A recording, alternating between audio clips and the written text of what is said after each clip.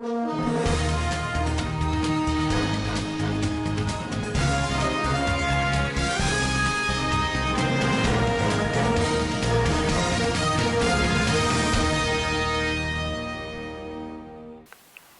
to Standard Voice News Channel. I am Samira Ibrahim. Here are your top stories for today. The death has been announced of Senator Yusha Muhammad Anka Turaken Anka. The disbandment of SARS has been described as a first step to extensive police reforms. Worsening insecurity may hinder funding of 2021 budget, says Northern Elders of Business. Governor Zulum of Borno State direct upgrade at 5 Borno factories. And on the international scene, the United Nations says 2 million stillbirths are being recorded globally every year. Now in the news in details. One of the northern senators that fought President Obasanjo's third-term agenda, Senator Yusha Muhammad Anka Turaken Anka, is dead. He died in Abuja after a protracted illness. He was an in-law to the former governor of Zamfara State, Senator Ahmad Sani Yariman Bakura. His janaiza was conducted at National Mosque Abuja Tuesday after Zuhur prayers. Alhaji Yusha Muhammad Anka was elected senator for the Zamfara West constituency of Zamfara State, Nigeria at the start of the Nigerian Fourth Republic, running on the People's Democratic Party (PDP) platform. He held office from May 1999 to May 2007. The death of the Zamfara State People's Democratic Party (PDP) chairman Alhaji Ibrahim Mallaha has been described as a great loss to the entire people of the state. This is contained in a statement issued by the State All Progressives Congress (APC) chairman Alhaji Ahmad M. Liman Gabdon Kaura while sending his condolence message to the family of the deceased. He described as shocking upon receiving the information on the death of Alhaji Ibrahim Mallaha. The APC chairman has, on behalf of the entire supporters of All Progressives Congress (APC), condoled the Zamfara State Government, Gusau Emirate Council, and the Mallaha family for the shocking loss. Alhaji Ibrahim Mallaha, as a businessman and politician, has contributed a lot for the development of the state. The Gabdon Kaura prayed Allah subhanahu wa ta'ala to forgive his shortcomings and give the family the fortitude to bear the loss. President Muhammadu Buhari on Monday in Abuja declared that disbanding of the Special Anti-Robbery Squad (SARS) is the first step to extensive police reforms by his administration.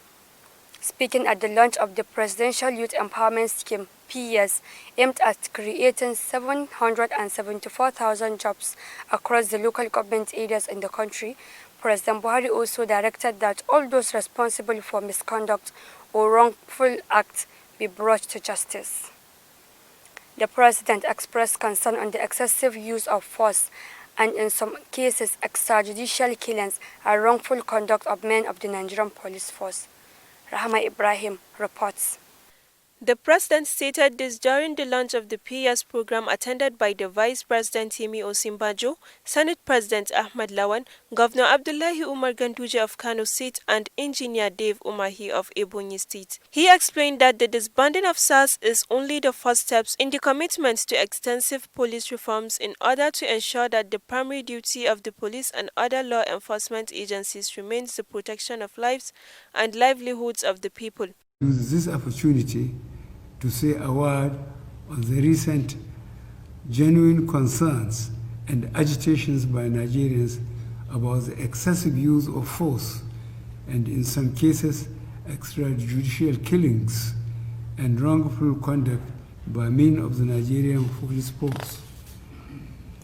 The disbanding of SARS is only the first step in our commitment to extensive police reform in order to ensure that the primary duty of the police and other law enforcement agencies remains the protection of lives and livelihoods of our people.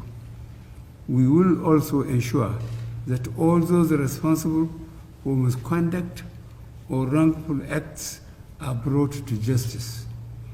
We also deeply regret the loss of life of the young man in Oyo State during the recent demonstrations. I have directed that the circumstances of his death should be thoroughly investigated. Meanwhile, it is important to recognize that the vast majority of men and women of the police force are hardworking and diligent in performing their duties. The few bad eggs should not be allowed to tarnish the image and reputation of the force. He assured that all those responsible for misconduct or wrongful acts are brought to justice. I am Rahma Ibrahim Dusara reporting for Standard Voice Television.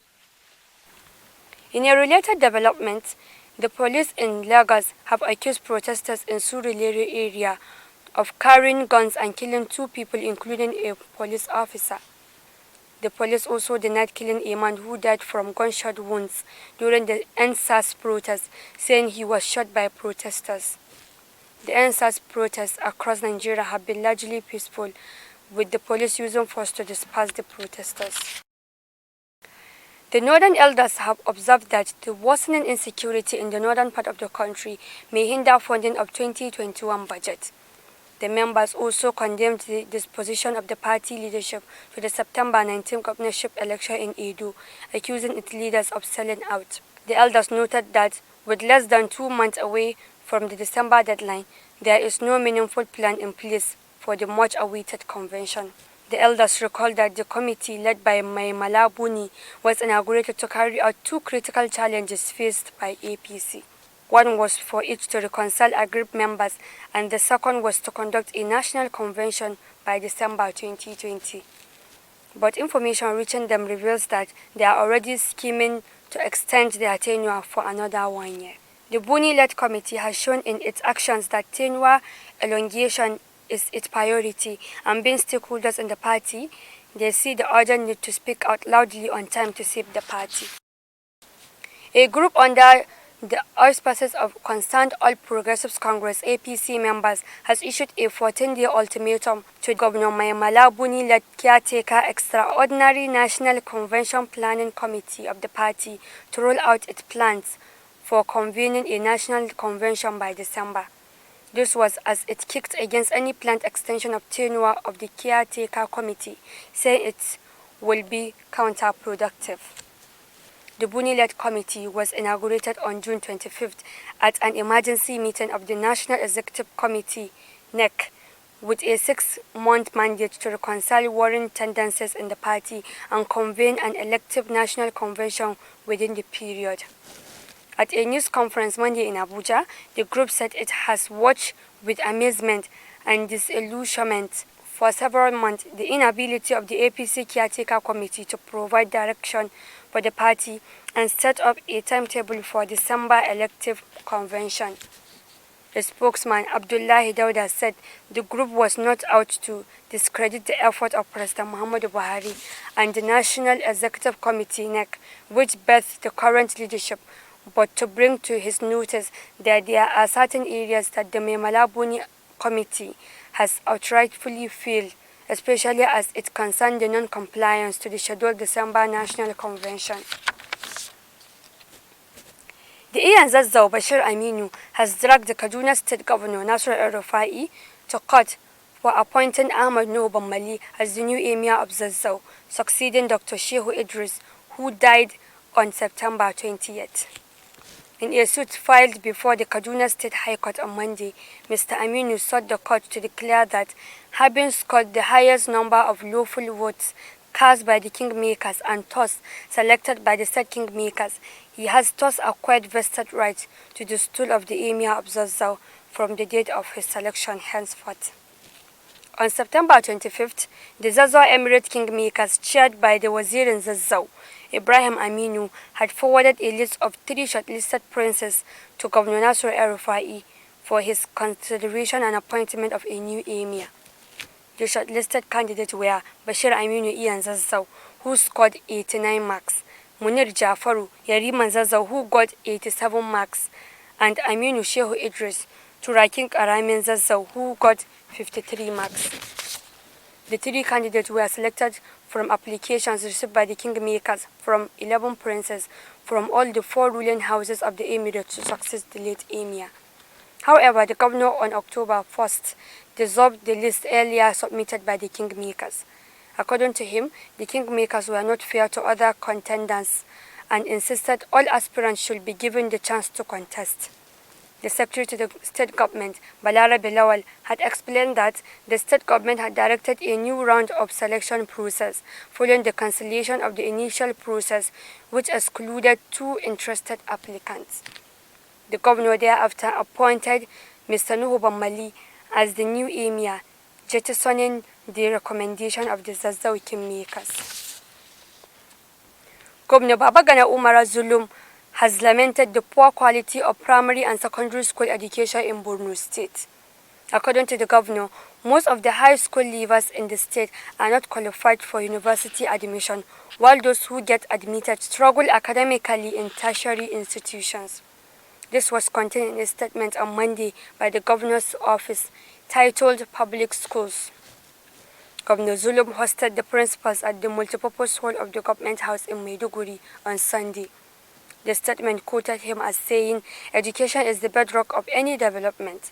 Without functional educational system, we shall continue to experience this Boko Haram insurgency in Borno State."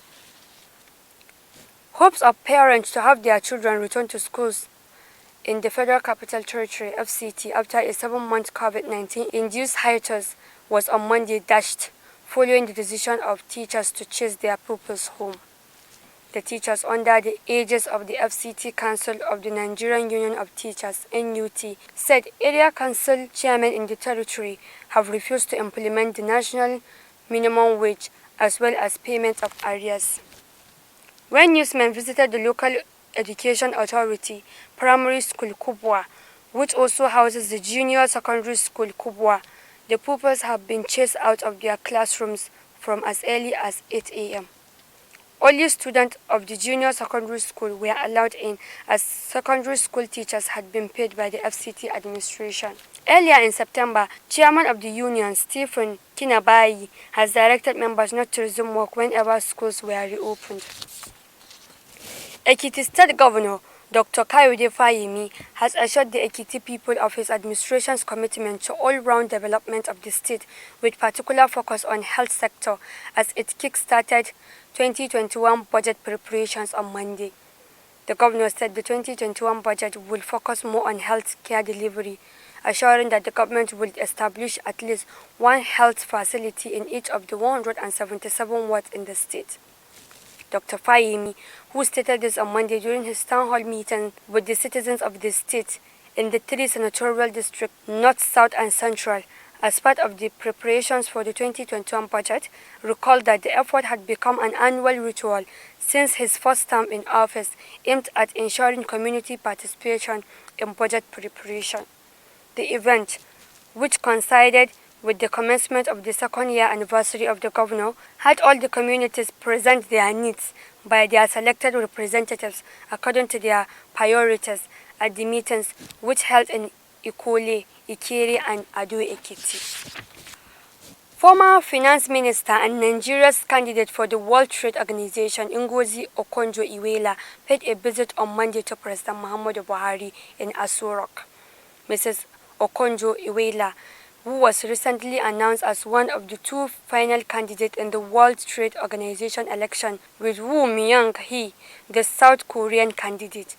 Okonjo-Iweala was accompanied by Niyi Adebayo, the Minister of State for Foreign Affairs, and Mariam Katagom, the Minister of State for Industry, Trade and Investment. Newsmen gathered that Okonjo-Iweala will be the first female to lead the World Trade Organization in its 25 years of existence, and also the first African if she wins the election. Meanwhile, President Muhammadu Buhari has assured Nigeria's former Minister of Finance and Economy, Dr. Ngozi Okonjo-Iweala, that the country will explore every opportunity and deploy its entire energy to ensure that she becomes the Director General of the World Trade Organization, WTO. Dr. Okonjo-Iweala is one of the 2 candidates contesting for the top position of the multilateral institution. On business, over to Fawzia Ibrahim.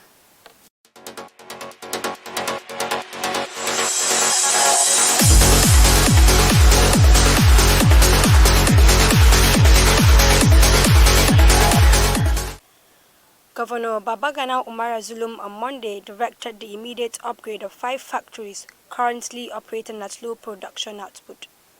The factories are the Nital Shoes, which processes animal skin to leather, and Finished Shoes, the 4 factories located at an industrial hub established along Maiduguri-Damaturu Highway by the then Governor Kasim Shettima, in which 16 chain of factories were installed, most of them for plastic irrigation equipment, other plastic products, and processing a variety of agricultural produce. Governor Zulum, who toured factories in Maiduguri on Monday, said he was targeting the resuscitation of 9 factories that will operate in their maximum production output. There are 21 factory projects in the state capital, some of which are either dormant, at take-off, or at very low capacity utilization. In a bid to take advantage of Borno's geographical location with economic gateway to 3 countries, Zulum has intensified effort to resuscitate a lion industry hitherto abandoned. And that's all on the business update. And in the international scene, about 2 million stillbirths are recorded each year globally, according to the UN's first-ever estimate of the problem. The report says the vast majority of stillbirths occurred in low and lower middle-income countries due to poor health care. The report, published by the United Nations Interagency Group for Child Mortality Estimation, which constitutes representatives of the United Nations Children's Fund (UNICEF), the World Health Organization (WHO), the World Bank Group, and the United Nations Population Division, stillbirth estimates were reviewed by countries through a country consultation process, but are not necessarily the official statistics of United Nations member states, which may use a single data source or alternative rigorous methods. That has been the news from Standard Voice Television. To end the news, a quick look at the major headlines. The death has been announced of Senator Yusha Muhammad Anka Turaken Anka. The disbandment of SARS has been described as a first step to extensive police reforms. Worsening insecurity may hinder funding of 2021 budget, says Northern Elders of Business. Governor Zulum of Borno State direct upgrade at 5 Borno factories. And on the international scene, the United Nations says 2 million stillbirths are being recorded globally every year. That's the news. On behalf of the production crew, Head of News and Current Affairs Department, Ibrahim Garbatunau, I am Samira Ibrahim, wishing you a pleasant day. Keep watching Standard Voice Television News. Goodbye.